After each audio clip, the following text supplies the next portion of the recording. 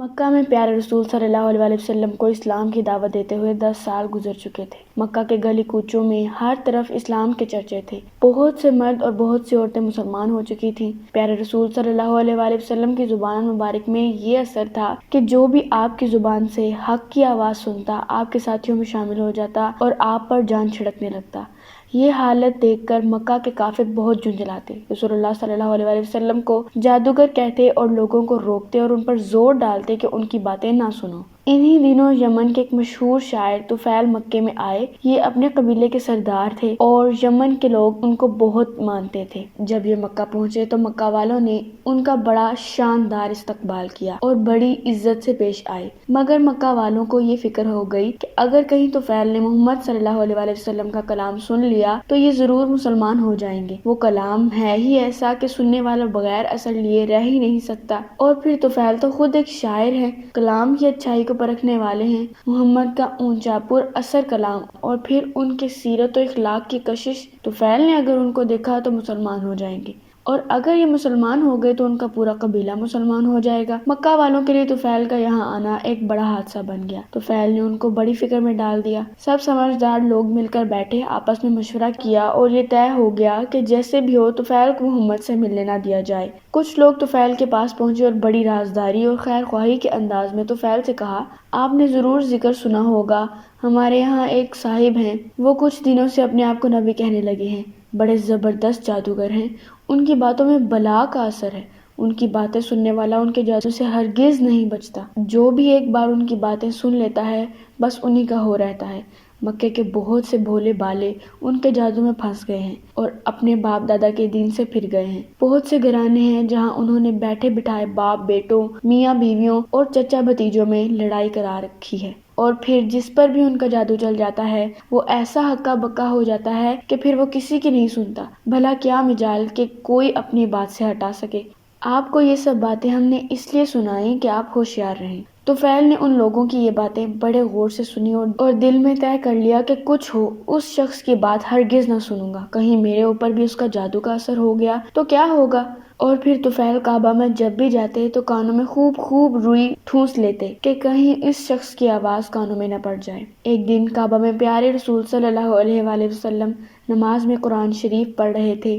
اتفاق کی بات طفیل بھی پہنچ گئے۔ خدا کا کرنا قرآن شریف کی آواز کان میں پڑی، انہیں یہ آواز بہت بھلی لگی۔ پہلے تو ٹھٹکے، لیکن پھر سوچا کہ خود شاعر ہوں، اچھی بری بات کو سمجھتا ہوں، کلام کی باریکیوں اور خوبیوں میں سے واقف ہوں، کیا میں اتنا بھی نہیں سمجھ سکتا کہ کون سی بات میرے لیے اچھی ہے اور کون سی بری؟ سننا تو چاہیے کہ آخر یہ صاحب کس قسم کی باتیں کرتے ہیں۔ یہ سوچ کر انہوں نے اپنے کان ادھر لگا دیے۔ پیارے رسول صلی اللہ علیہ وآلہ وسلم قرآن شریف پڑھ رہے تھے اور طفیل کا دل آہستہ آہستہ پگھل رہا تھا۔ ایک ایک آیت ان کے دل پر اثر کر رہی تھی۔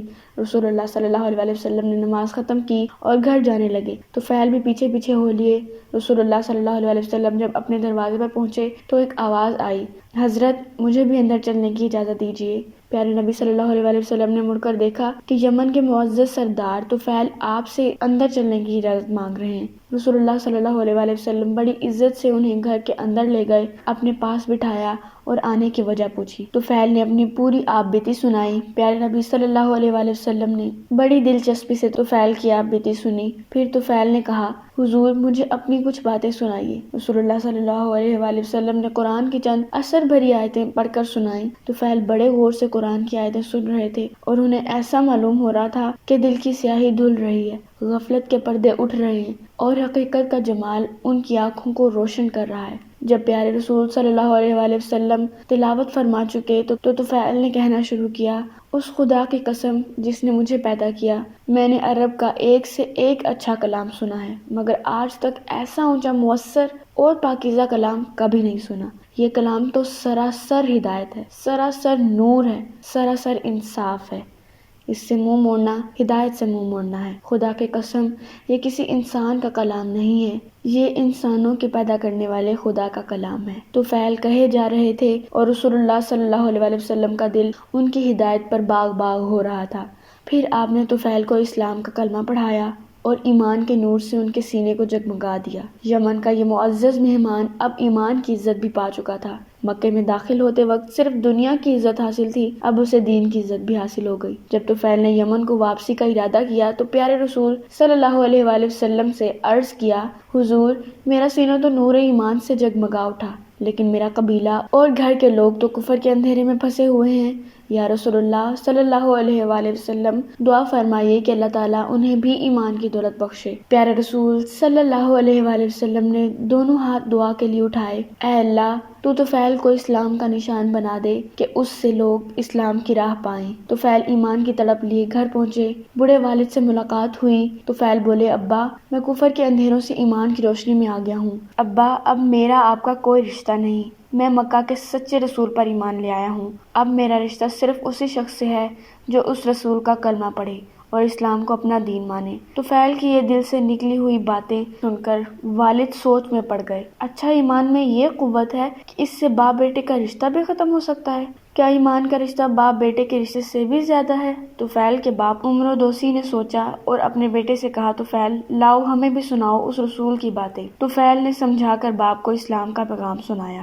حق کی کشش نے کام کیا اور بوڑھے باپ نے بیٹے سے کہا، طفیل بیٹے تم میرے بیٹے ہو اور میں تمہارا باپ ہوں، میں بھی اسی نبی پر ایمان لاتا ہوں جس پر تم ایمان لائے ہو۔ طفیل کی آنکھیں خوشی سے بہہ پڑی اور بولے، ابا جان چلیے غسل فرما لیجیے اور اسلام کا کلمہ پڑھ کر اللہ کے پیارے بن جائیے۔ عمر دوسی نے غسل کیا، کلمہ شہادت پڑھا اور اسلام کی دولت سے مالا مال ہو گیا۔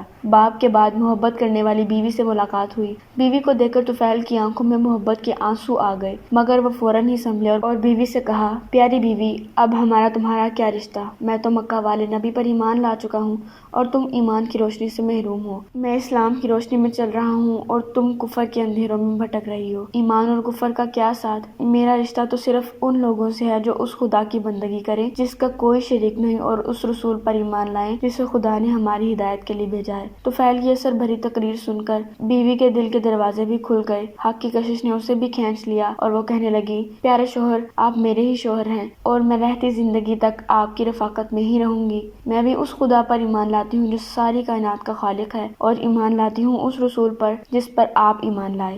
طفیل کا دل خوشی سے اچھل رہا تھا، ان کا چہرہ حق کی فتح پر چمک رہا تھا اور وہ سوچ رہے تھے کہ کتنی کشش ہے ایمان میں۔